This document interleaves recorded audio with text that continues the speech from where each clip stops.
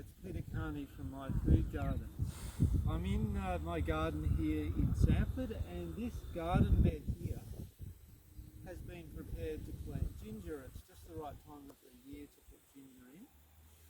And there's 60 holes I've made in this garden bed here.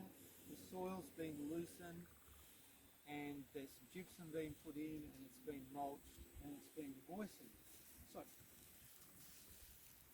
So here we have the pieces of ginger.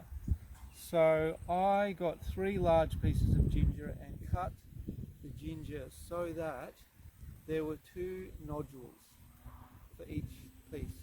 And these were dried in the sun. See here, it's quite dry. It's important to dry them. And so now they're ready to plant. So we have the planting holes here in our soil, but we make it easier for the plants to set by planting them in our beautiful compost here.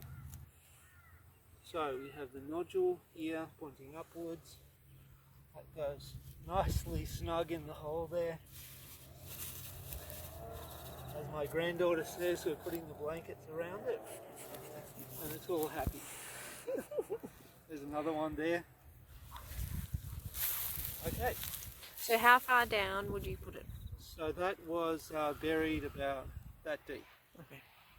So not much more than the size of the piece. So with this one here, the nodules are there. So it will be buried about that much. To give it a chance to get up quickly into the sun. Yeah.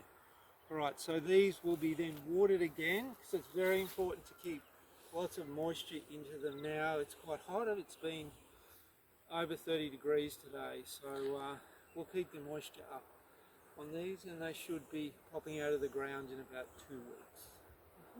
So, it's Peter Carney, myfoodgarden.com.au.